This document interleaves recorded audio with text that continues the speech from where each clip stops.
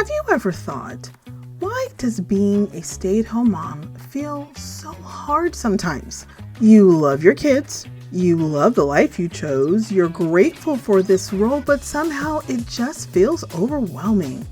If you ever wondered, why does everything feel so heavy? Why can't I seem to catch up? Why does peace feel so far away? Well, this episode is for you.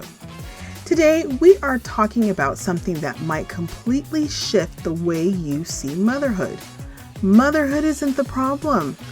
Overload is. Once you start recognizing what's actually creating the pressure, you can finally begin creating space for peace. So if you're currently stepping over piles of toys like an Olympic champion, or hiding in the laundry room pretending that you are looking for something, grab a pen, grab your journal, or a back of a used coloring page, and yeah, sis, let's get into this. Before we dive into today's episode, I would like to ask, have you ever thought, I just want someone to walk me through this? Because I want to invite you to go a little bit deeper. I send weekly encouragement, supportive scriptures, and simple practical steps to help you feel more grounded, clearer, and more like yourself again in this season. Because this isn't about managing your home. It's about restoring your peace. Scripture reminds us that God is not a God of confusion or overwhelm, but of peace. And sometimes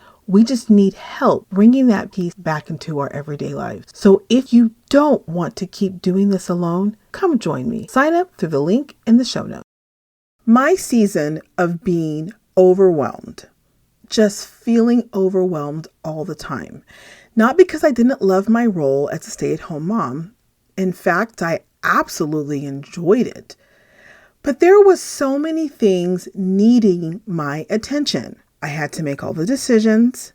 I had to carry the weight of the responsibility and the constant mental open tabs that were in my brain all the time. I remember thinking, this is just too much.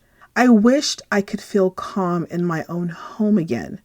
I worried that some things might be wrong with me, like maybe I wasn't handling motherhood well enough. From the outside, it seemed like all the other moms were just doing fantastic at their jobs. They had everything managed, and I was the one that looked like, at least from my perspective on the inside, I just wasn't handling it well. Meanwhile, I was feeling overstimulated.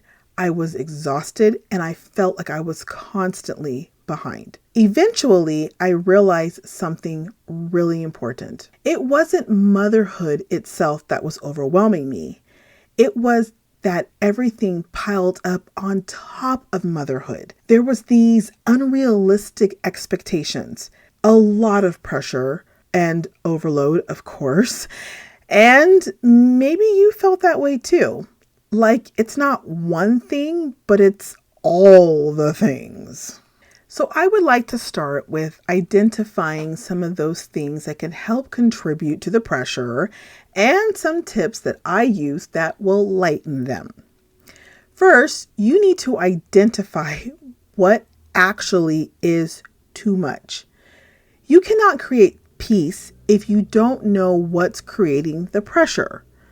Overload often feels like everything, but usually it's specific areas that are piling on top of each other until the system maxes out. When you finally identify the pressure clearly, you can begin to create room to either adjust it or release it. That's where space for peace begins. Start with this. Ask yourself, what feels the heaviest right now? Or where do I feel the most pressure in my day? Be honest with yourself. Not frou-frou answers, not spiritual answers, not I should be grateful for answers. Real heart-to-heart answers. Because you cannot address what you refuse to acknowledge. Okay, the next suggestion is you need to reduce before you reorganize. The answer isn't always a better system. Sometimes the answer is simply less. You cannot organize your way out of overload if there's too much on your plate to begin with. You may be thinking, I just need a better routine. I just need to manage my time better. But sometimes what you actually need is fewer commitments, simpler meals, less pressure, lots of boundaries, and permission to say no. One area to simplify just this week is committing to a few of these suggestions. For example, say no to something. I don't even care what it is. I want you to find some time this week to be asked something or have a responsibility that you know you don't actually have to do, and simply say no. The next thing would be reducing unnecessary commitments, which that kind of links to the saying no. If you don't absolutely have to do it, if you're not absolutely committed to do it, maybe you should reconsider if you should be a part of it at all. Next, create easier meal plans. Now, I get that sometimes meal plans can seem complicated. And I can relate because I would always want something new and different every single night. But that is exhausting. Going to the store, finding all the things, making all the things, hoping it comes out good, and then hoping my family likes it. It's a lot of energy we put into that. So I'm encouraging you this week to just make some quick, easy meals. Lastly, loosen unrealistic routines. There are times that we have routines that we claim we have to be a part of or we have to be obligated to, but in some regards, you might be able to just wiggle out of it. And this week, I want you to attempt to do that. Peace often comes from less, from doing less, not more. And going back to the easier meal plans, if this means you have to reduce by taking a day from making dinner, then honestly, frozen pizza night it is. Okay, last and certainly not least, let peace be your filter. Peace is not something you find later. It's something you choose now. When you start filtering your decisions through peace, you stop automatically adding unnecessary weight to your life. Not everything that is good for you in this season. Before saying yes to something, ask yourself, will this create peace or pressure? Will this decision support the season I am in right now? Or in other ways, the season I'm trying to create right now? Do I actually have the capacity for this? I love those questions because it reminds me of a system that I believe the Lord gave me that I have taught to all of my clients for years. And that is the 3-day process. In the 3-day process, you are putting yourself in a position where you get to make a decision in prayer and seeking advice before giving an answer. Let me give you an example. There was a time I was asked to be a part of an event. It was an event that I really, really wanted to be on, and it would have been speaking to a bunch of women and just encouraging them. And I just was like, yes, this is exactly what I wanted to do. But the time that they were asking me to do it and some of the other commitments that were attached to it would have pulled me away from time with my family. My kids had certain obligations that I was going to show up for, and my involvement was necessary in order for them to commit to those obligations. Technically, those commitments with the kids came way before this opportunity was even brought to my attention.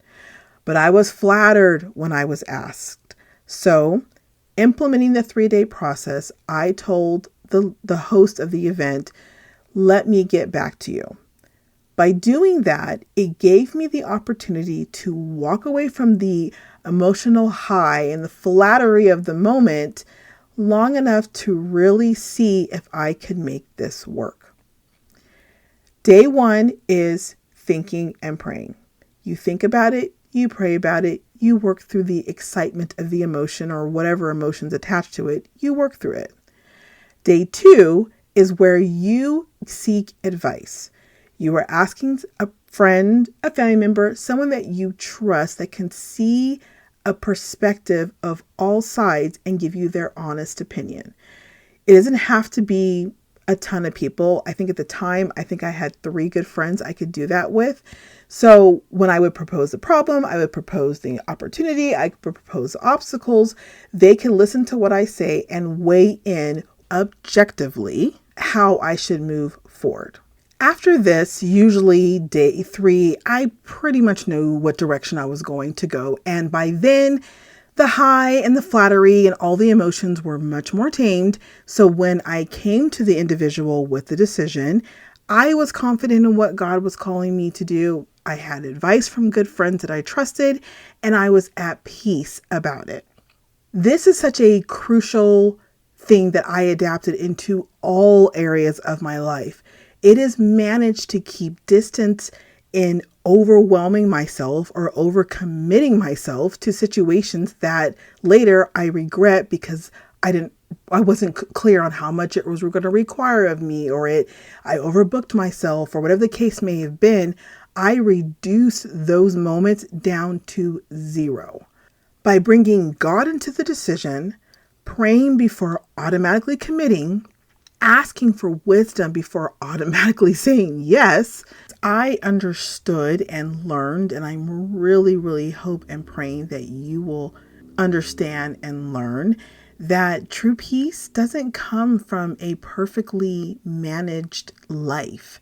It comes from allowing God to guide what belongs in it. So today, if motherhood has been feeling overwhelming, I want you to hear this clearly. It's not because you're doing anything wrong. It's not because you're failing. And it's definitely not because you're not enough. You've simply been carrying too much for too long. When you start releasing what was never meant to stay on your shoulders, something begins to shift. More space, more clarity, more peace. So instead of asking today, how can I do this better? Ask yourself, what can I release to make this lighter? Peace doesn't come from doing more. It comes from carrying less. Start there.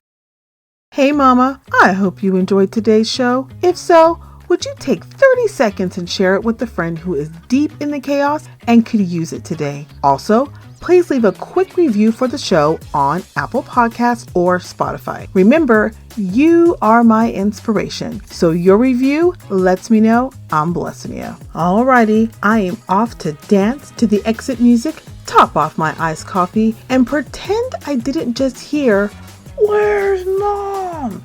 being yelled from the other room. I'll meet you soon for another episode. Bye, beautiful.